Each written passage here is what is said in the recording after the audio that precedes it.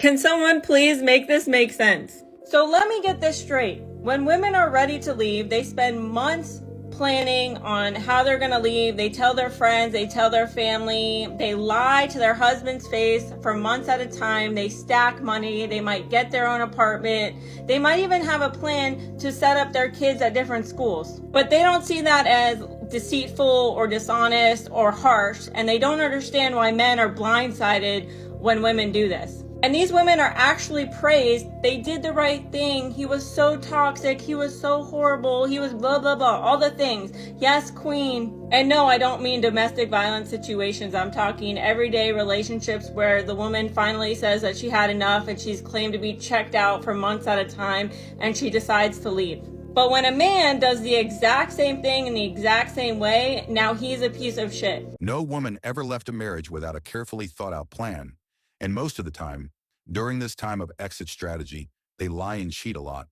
However, they always feel that their actions are justified because society validates their actions. Therefore, no man should ever think that his spouse simply up and left one morning. No, they always plan ahead, and most of the time, they have a chard waiting for them on the other side.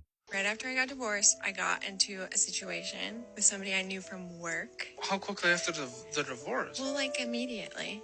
Okay. And Like we worked the together. day after? Maybe. Like, sort of, yes. Okay. How long are you married?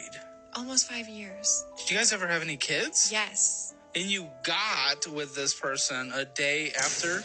Yes, but I thought he was the love of my life. A day after a divorce. And you thought he'd be living with you? Yes. Like, I thought we were going to be together. We were going to be in love.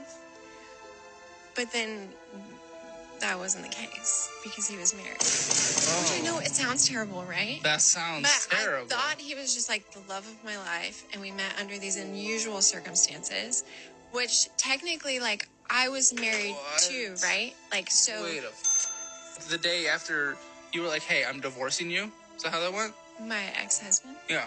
We had like a conversation. And we were like, okay, so it's ending in a divorce? And Yes. the next day, you were with that dude? No, not exactly. But very soon after, yes. But he was married? I was under the impression that he was the same kind of married that I was. Which, The like, same kind. What kind of married is that? Like- That's insane. And then you wonder why so many men don't believe that marriage is worth it. It is because of how so many women view it. As if it's okay to just throw your vows out after an hour of deciding you're not going to be together anymore. That is not how marriage is designed. But it's scary how many women in today's day and age treat it that way. And then what happens to the men? Men are the ones that are more likely to pay spousal support, child support. They're going to lose half their assets. And I know that there's a lot of argument for that because, yes, the wife has supported him through making enough money. But I personally think that there is a difference between being the support and then the one actually doing the work. But I know that is a very controversial thing to say. She is quite right. Women no longer value their marital vows or their marriage responsibilities. And this is because they know that no matter how they chose to leave the marriage, there won't be any repercussions for their actions. Rather, they will receive some form of monetary compensation, alimony, child support, and in some cases, half of everything a man has worked for his entire life. As a result, they do not feel the need to accept responsibility for breaking up their homes and are quick to place the blame for the breakup on everyone and everything but themselves. So social media caused me to get a divorce. Like, that's dumb. That's a mistake. Let me explain.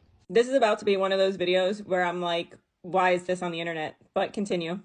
My own feelings of uncertainty and unhappiness for a while. I hate telling people this, but like, I had thoughts on my wedding day and I thought that was just super normal.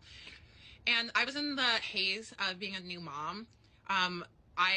We got pregnant very early in our relationship. This is yet another perfect example of how women fall in love with the process of being in love rather than the actual person that they're marrying. And once the excitement of the wedding and having a baby and all of those things die out and reality smacks them in the face, they wake up and realize, oh shit, I think I made the wrong decision. And in this case, a lot of these women already know on their wedding day or before they even have children that they don't want to be with these people in the first place, which I think is very, very selfish.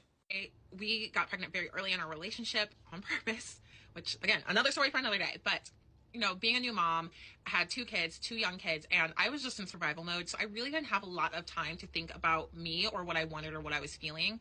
I was just in kind of like autopilot. And I think that's probably why, if you go back on my page, you'll see any videos of me talking about my husband where like I make us out to be like the happiest couple ever, which we're not unhappy. There is actually not a lot of tea here. There's not a lot of like jealousy or animosity or a big story or anything that was wrong.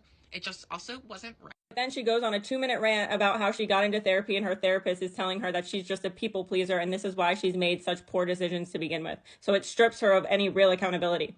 She even says that she got on the internet and realized that other women felt the same way that she did, and that's why she felt it was relatable in how she was feeling as well. I'm telling you, social media will influence these women in a direction that they don't want to be in, because now she's a single mother of 2 kids. And she even goes on to state that there was no tea, there was no abuse, there was nothing, and it was pretty much like she just woke up one day and decided, oh shit, I made the wrong choice. And she's such a people pleaser, but she doesn't realize that simultaneously she's being selfish as fuck, wasting his time and bringing 2 kids into the world, essentially immediately into a broken home, or what's going to be a broken home. Look, and I'm all for getting out of unhappy relationships, but don't you think you should have figured that out before you got married, or even perhaps after the first child? Like, you went as far as to have 2 children with this man, knowing damn well that he wasn't the one, or that it wasn't going to be a long-term situation.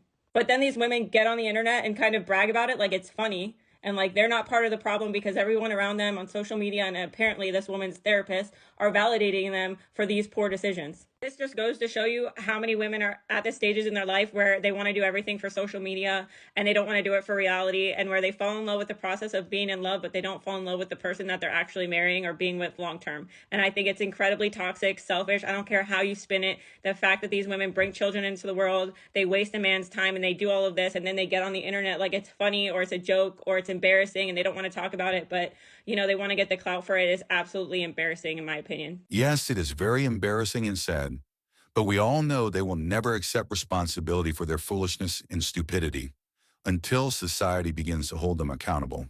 But not only, I think it's despicable that you have the audacity to have an affair with another man while you're carrying your husband's baby. The man went to work to Philadelphia to find a job because you weren't satisfied with what he was providing for you. It's not clear to me yet whether you were working or not working.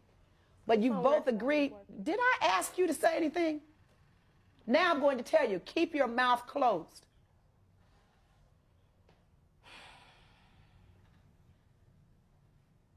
You're a little spoiled brat that needs to learn to accept life on its terms.